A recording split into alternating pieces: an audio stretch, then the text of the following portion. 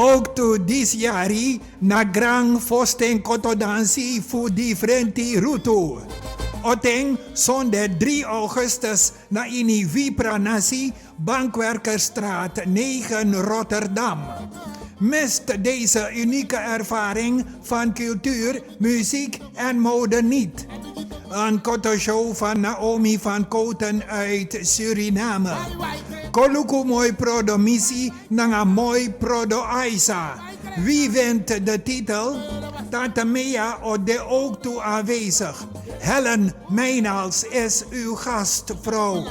Poku ode fu, arki tori. Master Kaseko. Big time. Op maat. Pasensi familie en Esse en Friends. Surinaamse gerechten van Sweet Suripatu. Tickets verkrijgbaar via www.ticketkantoor.nl/shop/Grangala. Ook op de Bankwerkerstraat 7 tot 9 van dinsdag tot en met vrijdag tussen 12 uur en 5 uur 's middags. En kaarten ook bij Fred Kulturu Shop. Early bird tickets 17,50. Op is op, daarna €25. Inloop 2 uur 's middags, aanvang 3 uur tot 12:30 's nachts. Na Fosten Grand Gala 2025 Kotodansi, zondag 3 augustus, let wel, op de Bankwerkerstraat 7 Rotterdam.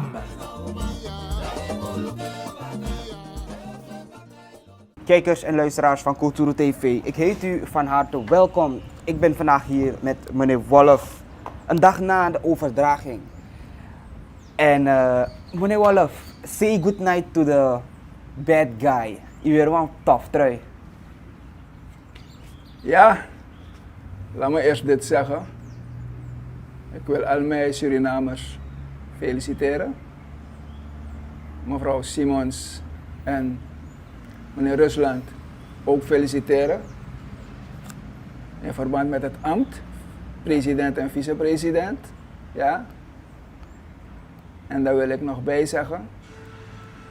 Handelingsonbekwaamheid van de vrouw is opgeheven. Dus de eerste vrouw.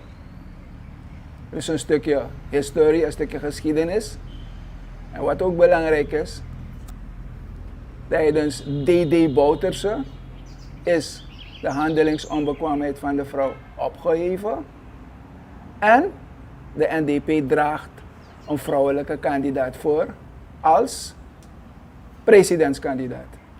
En ja? hoe tevreden bent u daarmee? Want we hebben voor het eerst een vrouwelijke president. Wel, om eerlijk te zeggen, overal waar vrouwen zijn doen ze het goed. Ja? Dus ik verwacht ook van mevrouw Simons dat ze het ook goed zal doen vanwege haar ervaring. Ervaring in de Nationale Assemblée in relatie tot de, hoe heet het, in relatie tot de regering, om het zo uit te drukken, toch? Dan denk ik dat ze het goed zal doen. Okay. Het belangrijkste is wel de samenwerkende partijen, dat je echt kennis en kunde moet hebben, communicatievaardigheden om leiding te kunnen geven aan die groep. Want je moet rekening houden dat er in het verleden verschrikkelijk is gebombeld. Ja? En nu moeten we vooruit. We kunnen niet meer naar achteren kijken, toch? Ik durf het te zeggen, 12e rijkste land ter wereld. Met oil en gas, 12e rijkste land ter wereld. 600 miljoen, of nee, 600.000 inwoners. Ja? En dat weer Pina, dat nog kan toch? Dus we moeten met elkaar, de hand toereiken om dit land tot ontwikkeling te brengen. Goed, meneer Wolf, er zijn verschillende factoren waaraan of geen, laten we zeggen factoren, maar problemen die Suriname nu ondervindt. Als we kijken naar onze economie, de leningen daarbuiten, ook het veiligheid binnen ons land. Justitie en politie ligt nog steeds bij ABOP. Het zat al 5 jaar onder ABOP en we kunnen zeggen dat het vreselijk achteruit is gegaan. Er worden wel continu nieuwe auto's gekocht, motorfietsen voor de MSD, maar we zien toch geen verandering. Weet u waaraan dat ligt en waaraan ze misschien meer kunnen werken? Het is heel belangrijk wat je daar zegt. Auto's, meer auto's brengen geen oplossing. Kwaliteit van het werk, dat brengt die oplossing. Maar we leven in een tijd van, we moeten ophouden met het die constant die vervangen. We moeten nu gaan onderzoeken hoe het komt dat de criminaliteit is gestegen. Er zijn in de tijd commissies opgericht om het te onderzoeken. Maar het belangrijkste, daarover wordt er niet gepraat. En dat is de armoede. Want de armoede is, hoe moet ik het zeggen, de criminaliteit, toch? De criminaliteit is het gevolg van armoede. Toch? En armoede komt door slecht wanbeleid. Als je deze 3 in handen hebt en je kan er wat mee doen, dan wordt Suriname een super gezellig land om te leven. Maar het schijnt dat deze regering geen drupje sociaal gevoel heeft. Ze denken meer aan het kapitalisme, geen drupje sociaal gevoel. En dat vind ik heel erg jammer. Want de president, of de ex-president nu, de heer Santokhi, gaf aan dat indien nodig hij daar zal zijn voor adviezen binnen justitie en politie. If kan, dan maak ik jou toe advies. Denkt u dat het dat wel kan lukken tussen de NDP en de VHP als we het even zo moeten bekijken? Het heeft geen zin. Waarom niet? Er is genoeg kwaliteit binnen de samenwerkende partijen. Is er genoeg kwaliteit? En toen Santokhi de scepter zwaaide, zwaaide de scepter tot de 16e, toch? Dat was alles van hem ik. En nu daar zij zijn overgegaan naar de Freubelklas, om het zo uit te drukken, dan wil je wel samenwerken. Maar ze zijn de enige partij in de oppositie. Ja, sorry. Wanneer ze een goed beleid hadden gevoerd, een goed sociaal beleid hadden gevoerd, een goed economisch beleid hadden gevoerd, niet alleen maar geleend en je weet niet waar het geld naartoe gaat, toch? Dan hadden ze misschien, ze hebben 17 zetels behaald. Hadden ze misschien de verkiezingen gewonnen. Ja? Maar ook aan die 17 zetels twijfel ik. Ja. Waarom ik twijfel aan die 17 zetels? Ze bestaan 76 jaar. Ze hebben aan alle verkiezingen meegedaan. Ze hebben nooit meer dan 12 zetels behaald. En nu, met een stukje wanbeleid, dan haal je 17 zetels. Was aan de klop. Ja, was aan de klop. En ik heb het gevoel dat zij zo 2020 de verkiezingen hebben gewonnen. Mobes Ribi. Maar no unes moro. Oké, maar meneer Wolf, nono de NDP tek abra. En niet NDP alleen, ook de andere coalitiepartners, de andere partijen. We gaan nu richting, zoals mevrouw Simons het aangaf, 2 jaar strak werken. Ik ga niet zeggen dat we gaan pinaren, maar hoe is de planning hoe we eruit kunnen komen? Want ik hoor dat tot augustus of oktober we dus een volledige jaarplanning kunnen krijgen. Hoe de NDP al deze problemen zal aanpakken. Maar lijkt het wel mogelijk te zijn in 2 jaar? Kijk, het belangrijkste is, je moet eerst weten wat je hebt overgenomen. Alvorens je kan plannen. Oké, de NDP heeft er nou wel plannen gemaakt.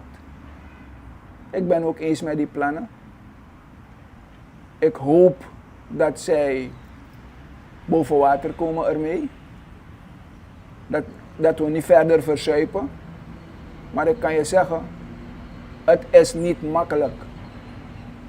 Dus in eerste instantie zullen de samenwerkende partijen hun best doen. We moeten niet 100% verwachten. Toch? Als we 5 jaar offers moesten brengen, toch? Laten we nog een jaar offer brengen. Dan zien we wel hoe wij uit deze puinhoop komen. Er zijn continu tijdens regering Santokki Brunswijk heel veel prijsopdrijvingen gebracht, BTW, olie, benzine dus. En denkt u dat we dat ook kunnen verwachten nu? Want we zien de koers die klimt ook, die daalt even, hij klimt weer. Maar dit alles kunnen we nog steeds verwachten. Kijk, ik wil voorzichtig zijn hiermee, maar de nieuwe regering zal wat moeten doen om een verlichting te brengen voor het volk. Want om koersen naar beneden te brengen, olieprijzen en dat soort van zaken, gaat er een hele planning vooraf. Je kan niet patsboom zeggen, hé, ik stop ermee. Ja? Dus je moet echt plannen hoe je bepaalde zaken kan handelen, zodat het volk iets beter kan leven.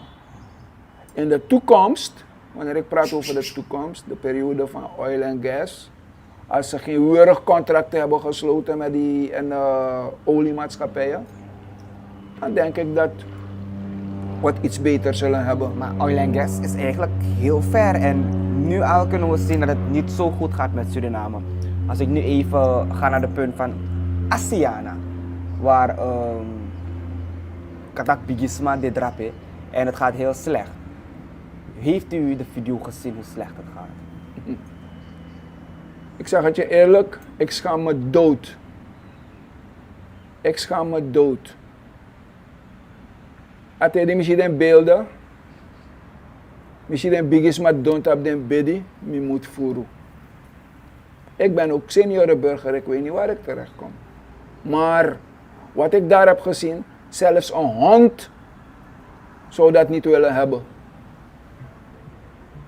Regering Bouterse heeft ervoor gezorgd om die mensen, om Asiana te bouwen. Toch? Want waar de mensen woonden of waren ondergebracht aan de Wanika-straat, op bij Karel Lansigrong, want Dagu schreef nog bij Wan Libi drapen. Dagu, Tingforu, Alata, alles aan Bellona Prasi.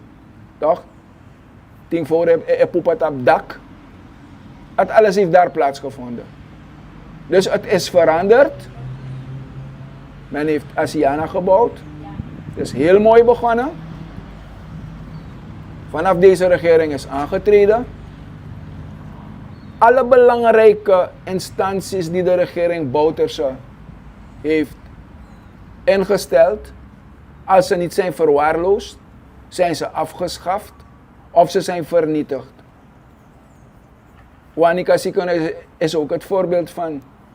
Atjoni ziekenhuis hebben ze later weer opgeknapt, want het was nodig. Marouina ziekenhuis, een grensziekenhuis. Een 10 minuten geleden sprak ik tot een mevrouw. Als ze een recept krijgt, moet ze helemaal naar Paramaribo gaan. Want als ze oversteekt naar de Franse kant, willen de Fransen haar recept niet in ontvangst nemen.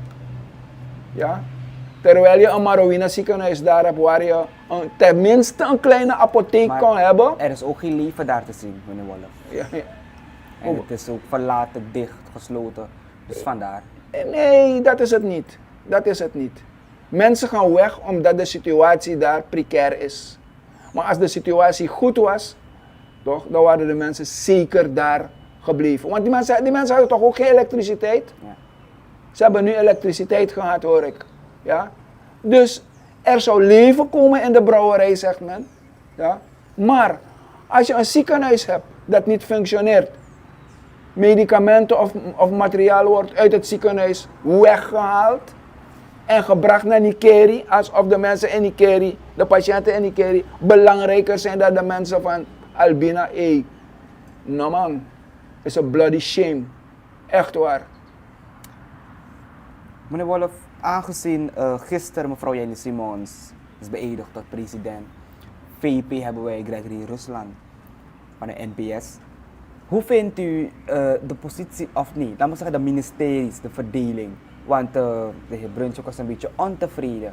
Hij wou eigenlijk DNA-voorzitter zijn, maar die is meneer Adin nu. Hij heeft ondervoorzitter van de DNA als positie gehad. En kon je toen de Franse is zoeken, meneer Brunswijk. Tot hoe ver kan dat waar zijn? Wel, voor zover ik weet, staat Brunswijk reeds lang op de internationale opsporingslijst. Ja? Dus het is geen nieuws. Ja. Maar als hij het zou heel moeilijk voor hem zijn om te functioneren als een voorzitter van de Nationale Assemblée. Het zou heel moeilijk zijn. Hem persoon bedoel ik hoor. Maar waarom? Iedereen zegt dat het moeilijk zal zijn. Kijk, Brunswijk moet gaan werken aan zijn mentaliteit. En in een Nationale Assemblée, als je niet tot rust komt, toch? Gaan mensen je uitlokken. Ja? En als mensen je gaan uitlokken en je bent jezelf er niet, dan is er een probleem. Inderdaad. Maar wat ik verder hierover wil zeggen.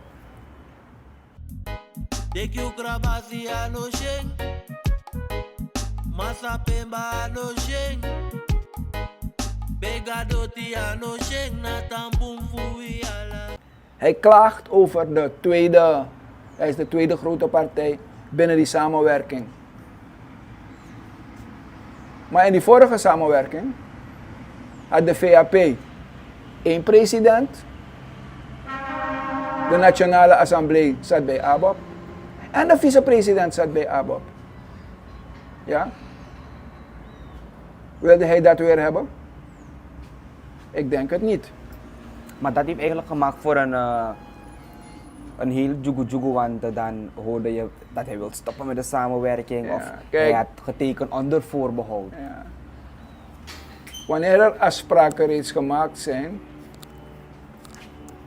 wanneer er afspraken van tevoren zijn gemaakt en je was er niet bij, toch? Dan moet je accepteren wat je krijgt. En een grote partij, of een tweede grote partij, wil nog niet zeggen. De kwaliteit is belangrijk Ja. om ontwikkeling te brengen in dit land. De kwaliteit is belangrijk om te besturen. Toch? En dat is duidelijk gebleken, als we met tak saneren, is duidelijk gebleken dat hij was vicepresident en Santoki, alles van Santoki was ik en de rest tikt. Toch? En hij heeft er nooit tegen echt geageerd. Daarom heeft Sampi gezegd dat Santoki een dictator is. Ik heb het niet gezegd. Het lid Sampi heeft het zelf gezegd. Toch? Maar Brunswijk is ook medeschuldig aan dit hele wanbeleid. Want als hij zijn mond open deed en actie voerde, dan was het misschien niet zo ver gekomen. Maar de heer Brunswijk zei zelf bij heel veel RVM-conversaties of RVM-vergaderingen dat hij nimmer tot nooit van iets wist of weet. Ja, wel, dat bedoel ik toch. Wat je dan ook vraagt is ik weet het niet. Ik weet het niet. Maar er is een ministerraad opgericht, Ja. waar Santoki, de minister van Financiën, en ik dacht die van Buitenlandse Zaken erin zaten. Toch? En die mannen waren bezig beleid te maken. Toch? En wanneer ze klaar zijn met beleid, dan wordt het aan Brunsy overgeheveld. Kijk, hé, dit is het. En dan moet hij maar accepteren. Hij heeft ook gezegd, er zijn zoveel missives gemaakt richting financiën. En wat hij te horen kreeg, we hebben geen geld. Maar ik bedoel, als je geen geld hebt, waarom maak je dure reizen naar China? Je hebt geen geld toch? En dit heeft ook gemaakt dat het binnenland een achterstand heeft geleden. Toch? Brunsy moest gewoon op zijn ik zeg het zo, achterpoten staan, maar ik bedoel het niet negatief. Hij moest gewoon op zijn achterpoten staan. Dan zou je wel een verschil zien. Ja? Dan zou je wel een verschil zien. Ja, want het binnenland dreigt nog steeds onder heel wat problemen. Als we ook kijken naar de poknokkers, zie je niet de kwik. Ja. Dus al deze problemen, meneer Wolff, er zijn heel veel problemen, maar aan welk probleem zou moet de huidige regering nu en de coalitiepartners, waarom moeten ze eerst werken? Want het probleem lag eigenlijk. Kijk, het eerste Want, probleem. om het zo te zeggen, weet je niet eigenlijk waar je moet starten. Kijk, je weet niet waar je moet beginnen. Juist. Maar als je moet beginnen, zou je bij de armoede moeten beginnen. En de armoede staat in relatie tot volksgezondheid. Want if je nog jamboe je ziek, toch? En if je iguadadra, gaat de dokter constateren dat je immuunsysteem zwak is. Ja. Omdat je niet genoeg vitamine enzovoorts gebruikt. Toch? Dus dat soort zaken moeten helemaal geregeld worden. Toch? Maar anderzijds moet men ook werken aan de andere factoren, onderwijs, of instituten onderwijs, weet je. En ja, er zijn een aantal waaraan men moet werken. Kijk, toerisme brengt geld in het laadje. Dus toerisme moet nu worden ontwikkeld. Toch? Dus ik weet niet hoe men dat gaat doen, ik zit niet daar in het beleid, maar de mensen zullen eraan moeten werken. Oké. Meneer Wolff, u heeft trouwens ook gezien hoe druk het was, de DNA, Oseer, Groen Jari, gisteren, omdat de VP en de president zijn beëdigd. We weten nu wie de VP is, wie de president is.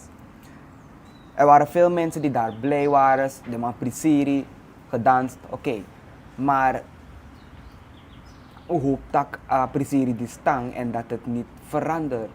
Want de schulden die we hebben zijn niet normaal. Jongen, als je die schulden hoort, naar Gros King.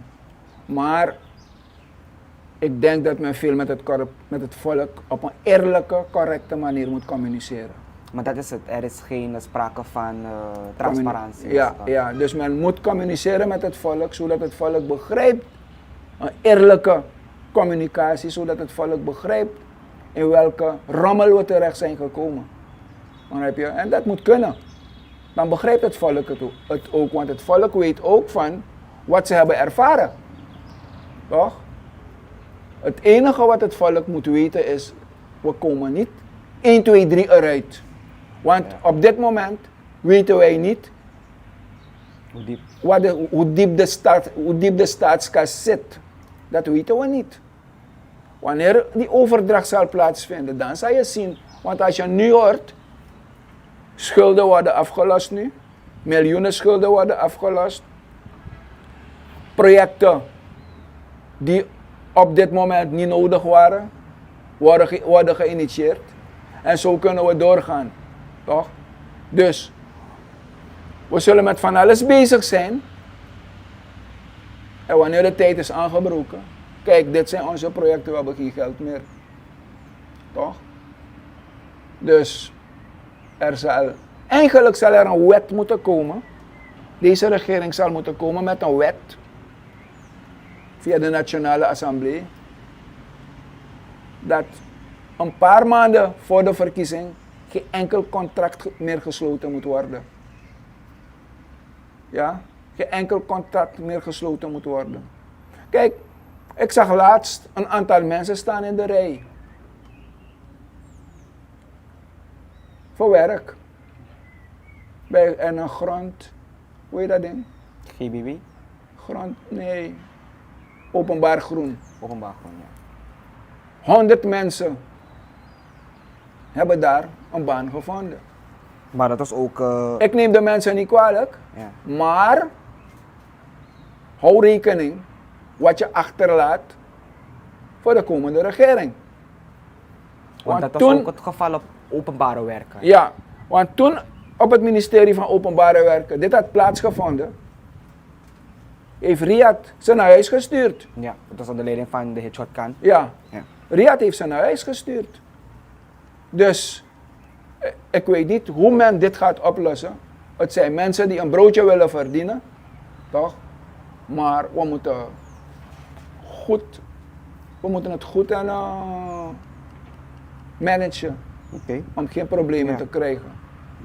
Goed, meneer Wolf. Ten slotte, heeft u een advies of een boodschap voor voor de regering, ik zeg steeds komende, maar nu voor de regering, NDP en de coalitiepartners, A20, BEP, ABOP en PL en NPS? Kijk, ik zal nog niet praten over advies. Ik wil Brunswijk een granny geven, toch? Omdat hij zijn verstand op de juiste plaats heeft, toch? Om een samenwerking aan te gaan. Want als dat niet was gebeurd, dan zouden we naar de VVV gaan en het zou het land behoorlijk veel geld kosten. Ja? Met van alles en nog wat dat we zouden moeten meemaken. Dus wat dat betreft geef ik Brunswijk die granny. Alleen moet hij gaan werken. Ik durf het te zeggen, hij moet gaan werken aan zijn stoere mentaliteit. Toch? Maar dit, Bigis mataki, sakafasi, na krosifus king. Dat wil zeggen, wanneer wij in alle rust gaan onderhandelen, gaan communiceren, toch? We kijken niet naar het partijbelang, we kijken naar het landsbelang, dan denk ik dat wij behoorlijk ver zullen komen. Ja? We zullen behoorlijk ver komen. En ik denk niet dat deze regering het binnenland in de steek zal laten. Ze zullen alle moeite doen om het binnenland te helpen. En daarom, mijn verzoek is de samenwerkende partijen vragen om de nodige rust te bewaren, emoties aan een kant zetten, professioneel communiceren, met tact, zodat wij zodat we kan zien strati. Ja? Dat wil ik de regering en de Nationale Assemblée verzoeken. Want er gaan bombes vallen, dat weet ik. Maar we moeten proberen in alle rust om onze rust te behouden. Ja? En tenslotte zeg ik, wij hebben vanuit onze organisatie Amado Fie Yangasa hebben we gebeden en nogmaals gebeden voor de komende, of voor deze regering, ja, regering en regering Simons, ja, Rusland. We hebben gebeden voor ze en onze gebed werd verhoord. Amado Fie Yangasa is een spirituele organisatie waar mevrouw Babel de voorzitter is. Ik ben de ondervoorzitter. En Ubegi Anana, Ubegi ala den obia den winti, den gran bijis mafono, de yorka den profeng, toch? de mama Fudoti, Watra, Busi, Loktu, dat zij deze regering ondersteunen. Zodat het beter wordt met Mama Sranang. En dan ga je eerlijk zeggen, Mama Sranang breedti in Ainelo Watramoro, toch? Omdat hij wafden pitani ving, trong president. Dat was het. Goed, meneer Wolf, ik hoop dat we nog steeds in contact zullen blijven, want dan NOAH Action al begin eigenlijk. Hè? En natuurlijk, elke regering maakt fouten. Ga niet zeggen dat er perfecte regeringen zijn. Maar dat wil ook niet zeggen dat op elke fout we bombel maken. Nee. Maar daarvoor ben ik ook van Kulturo Ik ben TV. wat vergeten. Toch? Mevrouw Panay is daar geweest. Ze zal me niet zeggen dat ze de situatie niet heeft gezien. En nu pas wil ik begrijpen wanneer Brunswijk zegt dat financiën geen geld heeft. Ze willen geen geld ter beschikking stellen voor het sociale. Toch? En dat moet ophouden. Iedereen heeft recht. Toch? Iedereen heeft recht. Ondanks Brunswijk ook mede schuldig is aan het wanbeleid. Want als hij zijn mond had opengedaan, om kort gezegd, als hij oorlog had gevoerd, om het zo uit te drukken, ik bedoel niet gewapend, dan was de situatie anders geworden. Toch? Maar je hebt dat ook gezegd, Santokki wil ondersteuning bieden enzovoorts. Ik zeg nogmaals, in zijn periode was het ik. Kijken in de achteruitkijkspiegel. Toch? En nu is het wij. Het heeft geen zin meer.